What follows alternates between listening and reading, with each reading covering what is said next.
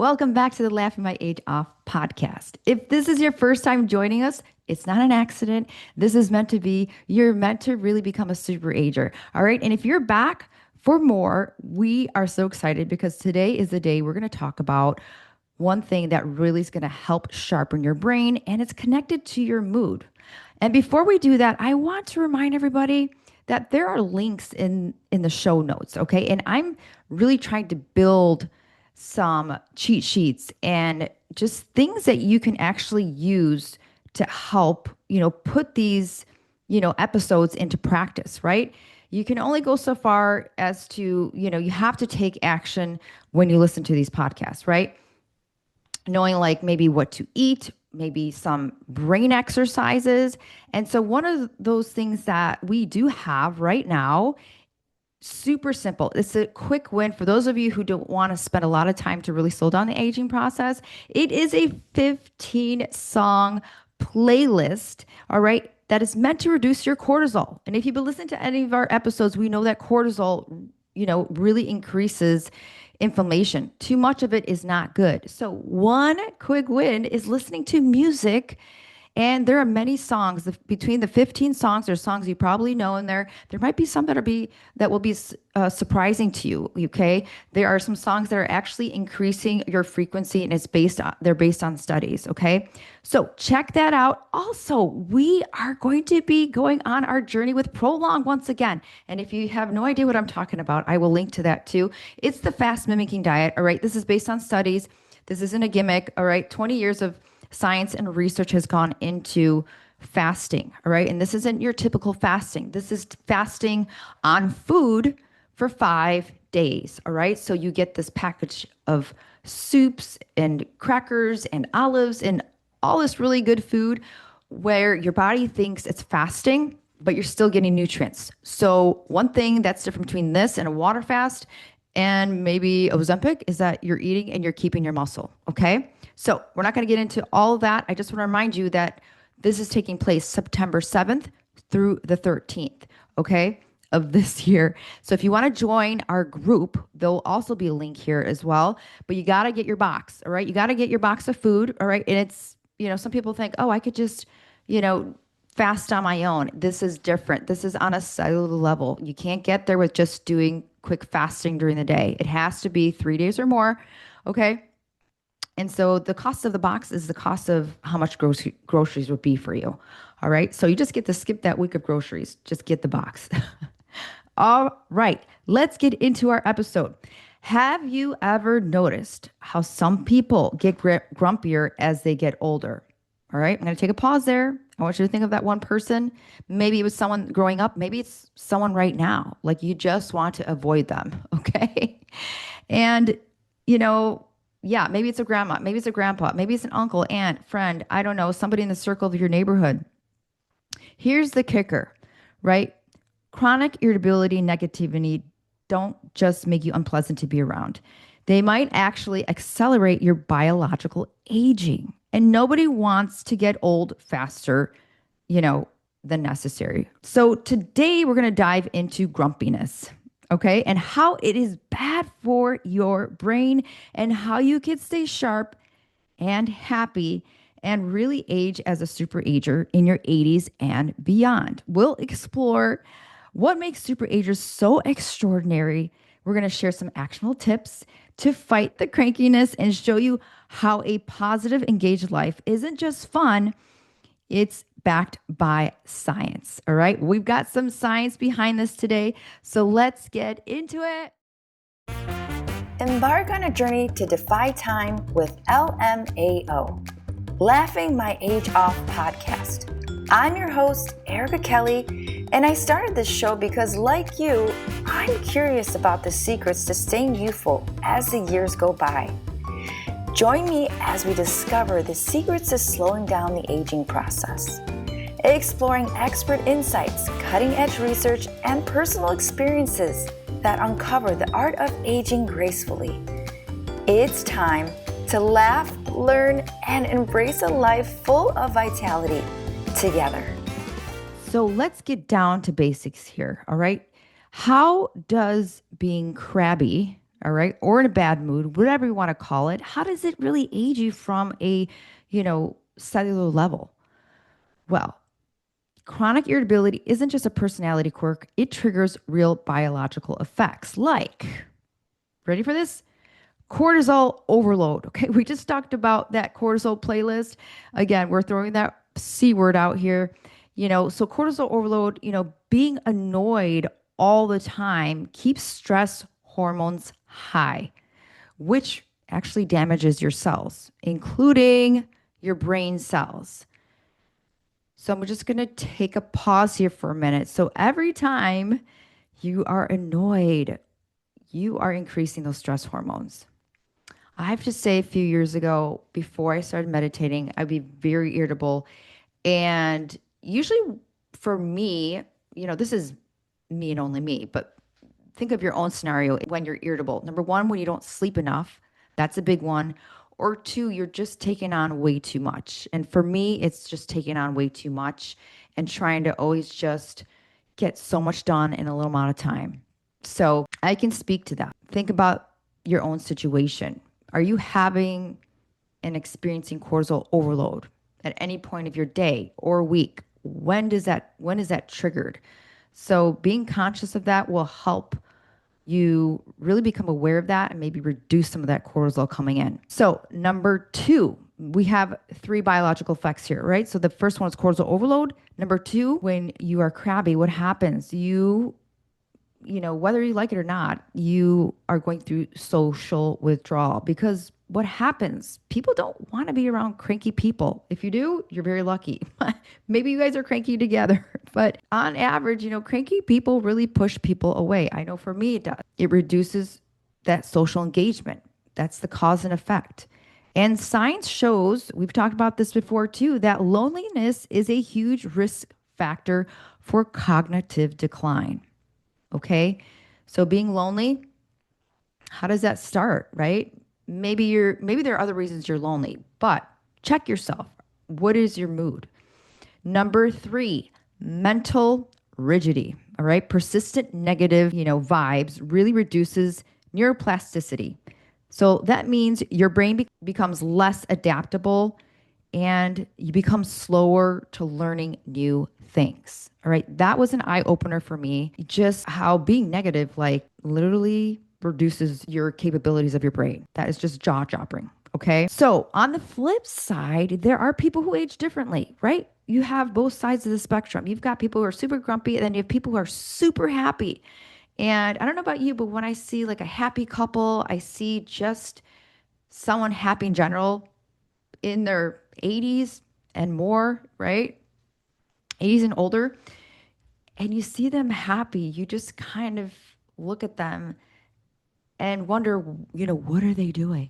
All right. So we're going to talk about those type of characteristics and what really supports a person like that. Those people tend to be mentally sharp. Of course, we talked about being socially just positive and full of enthusiasm. Enthusiasm is one of the most contagious, things around, right? When you feel someone that's, enthusiastic, I know I become enthusiastic when I teach Pilates classes. You can't help but get like energized, right? When someone's just like, let's do it. Let's do 10 more burpees. You just gotta, feel that energy come off. So these are the super-agers. So let's talk about who they are. All right. So to get into this of who they are, we're going to bring up a recent study. So Northwestern University super aging program studied 290 participants over the age of 80. All right. So these super agers are adults whose memory and cognitive performance were on par with people between the ages of 20 and 30 years younger.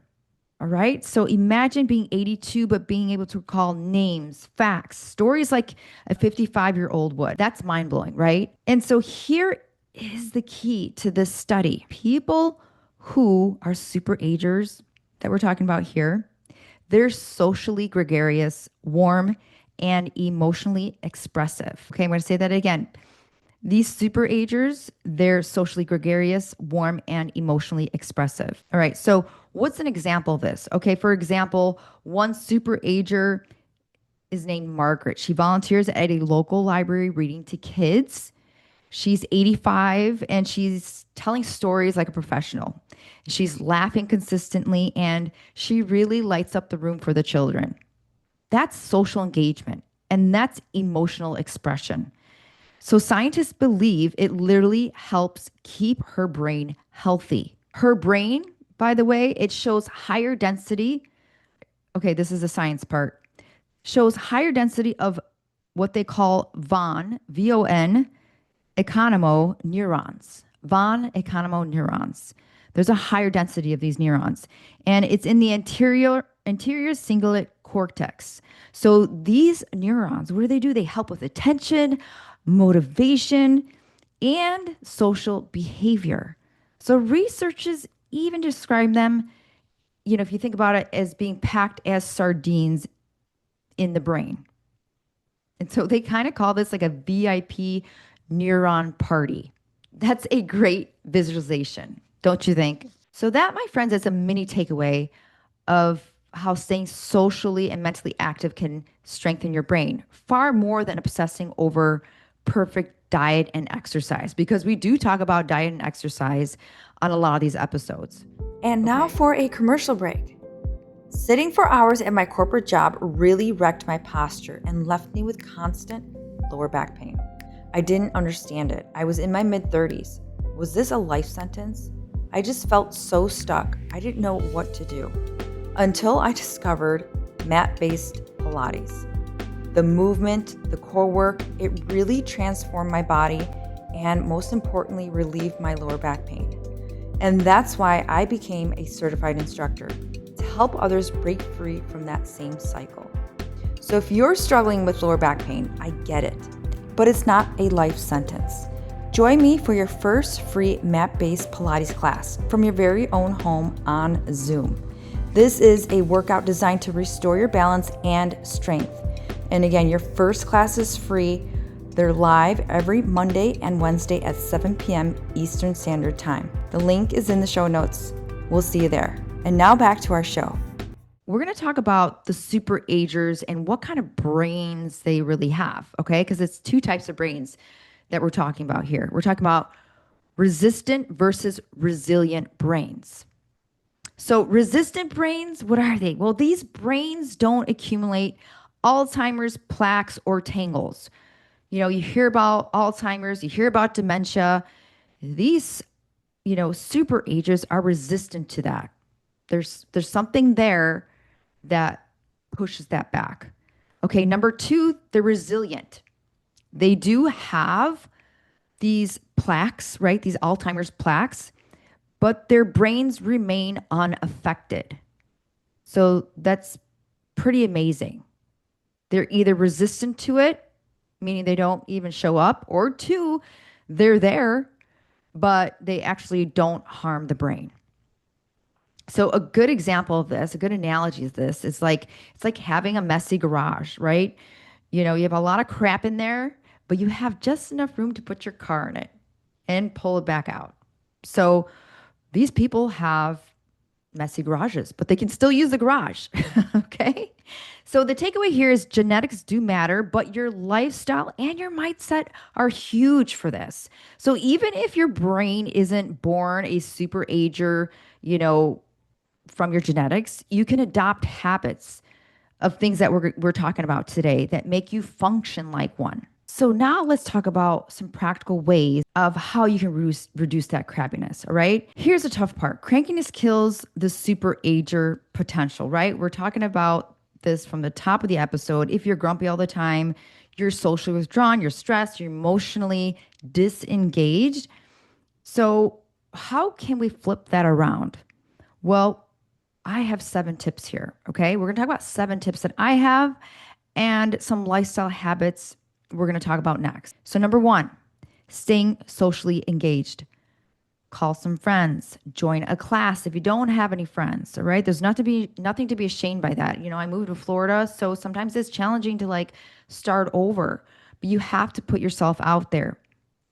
Join a workout class, even if it's over Zoom. We've got a class for you in Pilates. All right. You can volunteer. Volunteer is a great way to meet people. Even small interactions matter. All right. Number two, we're going to practice gratitude. I know that sounds just, gratitude's been around forever, but do you do it? Do you do it?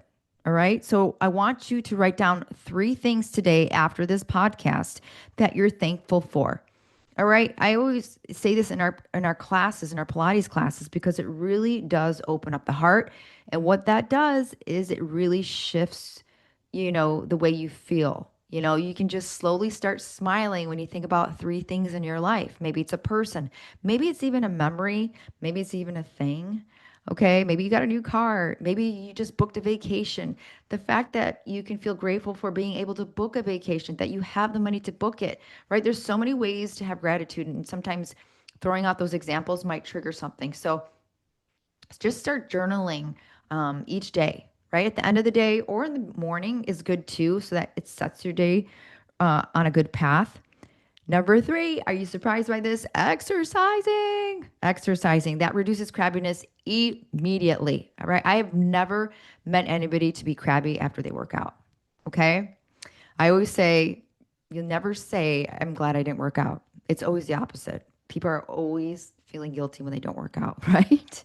Okay. So we're not talking about you have to do a full blown class. You can do a 20-minute walk. You can do, 100 squats, do 20 squats every hour, do something just to get that blood circulation going. We talk about that a lot. Number four, your cognitive engagement.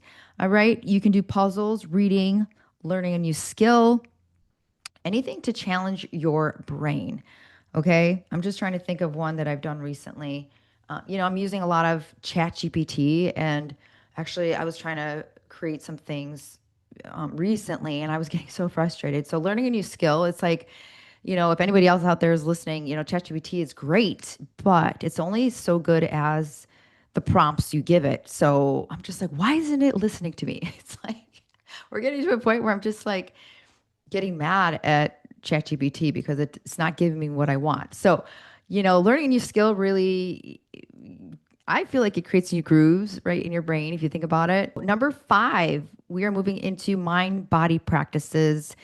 This has always been a challenging one for me, and I've gotten better over the years. Meditation, yoga, or even just some deep breathing. Sometimes we don't have time, or, just maybe you're not into the meditation thing. Deep breathing is something we all should have. Just an inhale in,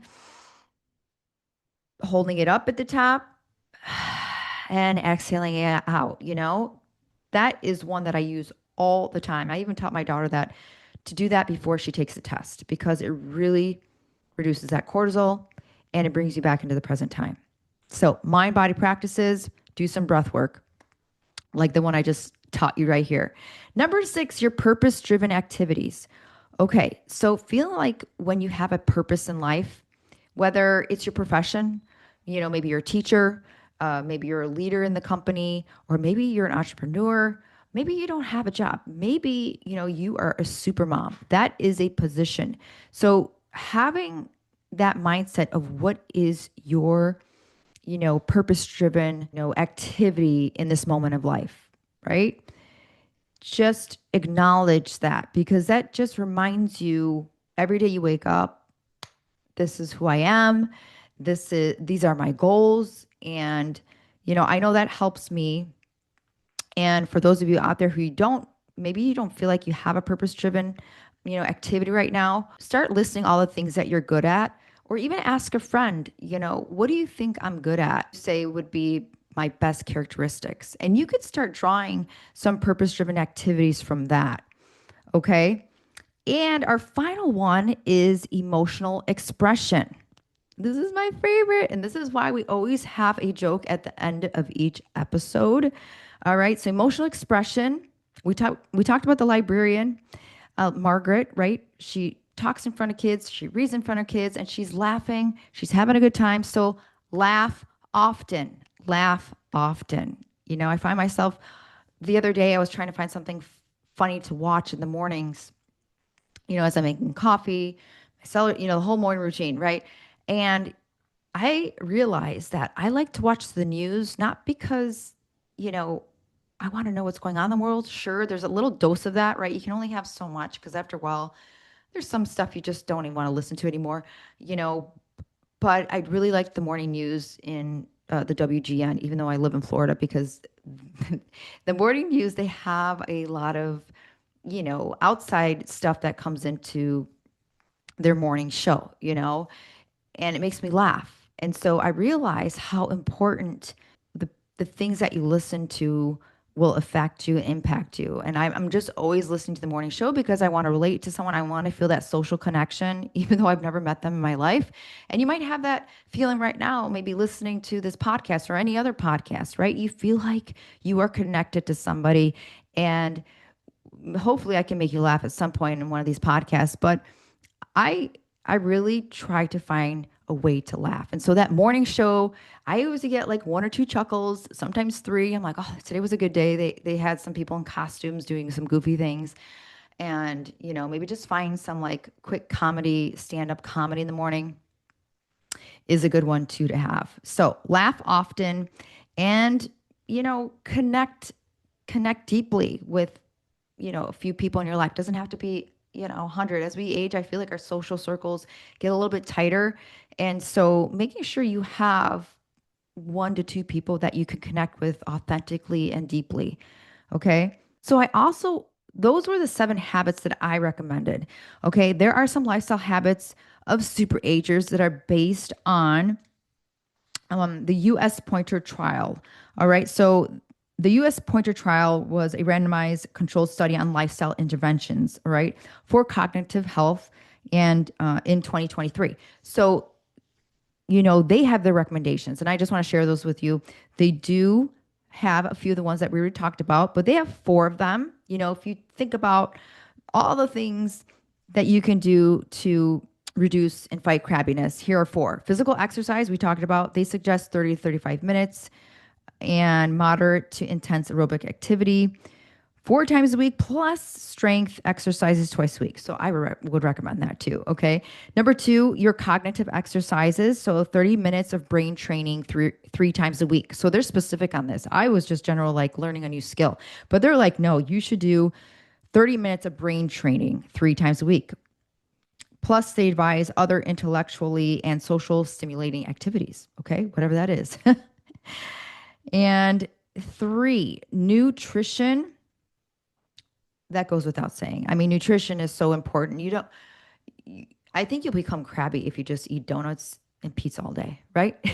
Although donuts are, we went to Tampa this past weekend. I took my daughter to Katy Perry, and it was amazing. Just talk about just living life, concerts. I just want to be a professional concert goer. Anybody else? Anybody else that want to be a professional concert goer? We just came off from coming from Backstreet Boys in Vegas, and then here we are. We went to Katy Perry, and it was so magical because we had a little pivot here. I just want to talk about this because this is a reminder to you to make sure you book a youth appointment. We talked about in our last episode with Monica, but your youth appointment, and concerts are a great youth appointment because they really make you feel like you just come alive and just, I don't know. I feel like time stops and you're just in the moment, and that energy is so high. And, we had general admission, which is standing, which is what I always like to do because I like to be so close to the artist. And so funny, my friend came with me with her daughter, and she's like, I've never done standing before. I'm like, well, you're in for a treat. But we were running late. Okay. So Tampa traffic was a little much. And I said, you know what? It's going to be what it's going to be. So we eventually get there. Actually, we get there about 5 minutes, right? They had Rebecca Black. I don't know who she is, but obviously she is an up and coming artist right before Katy Perry.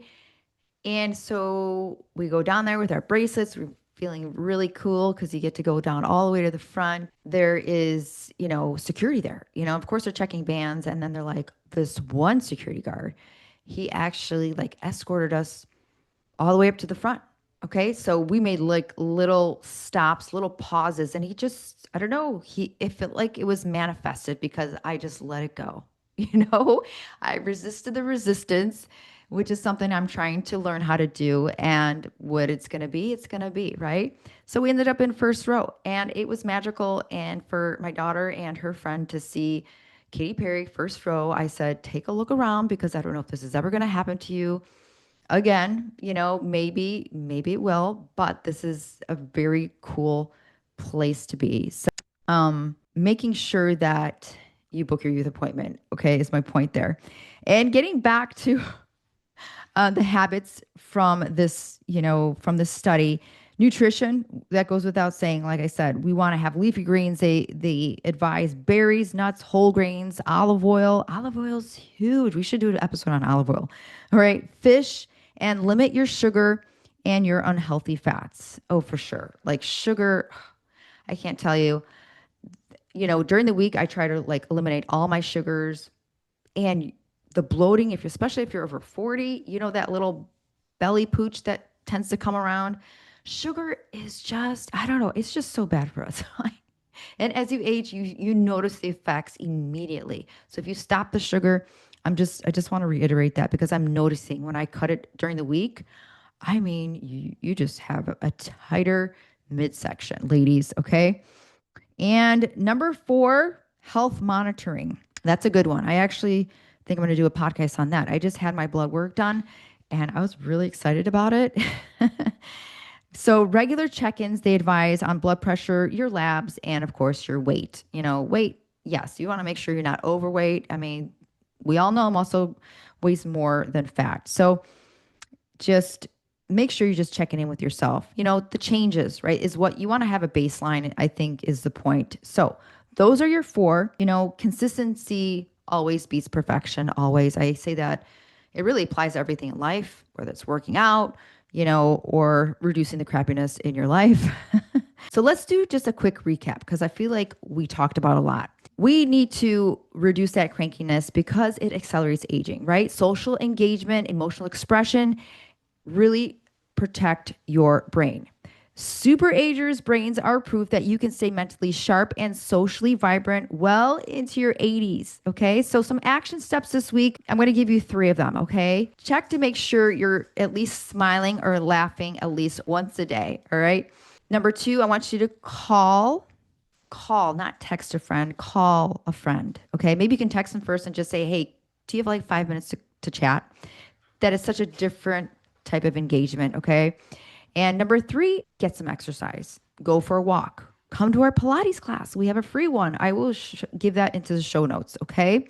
We've got our free classes Mondays and Wednesdays. All right, everyone, stay for the joke. And if you would, I really would appreciate it because there's no way for me to connect with my listeners unless you want to email me. Okay, the email's in our show notes. But also, if you leave a review, that would be so helpful.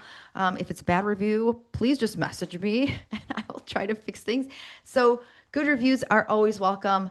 And I appreciate you. Stay for the joke and we'll talk to you soon. And now for a joke. How do you get a tissue to dance? You put a little boogie in it. Thanks for stopping by. We'll see you next time. Bye.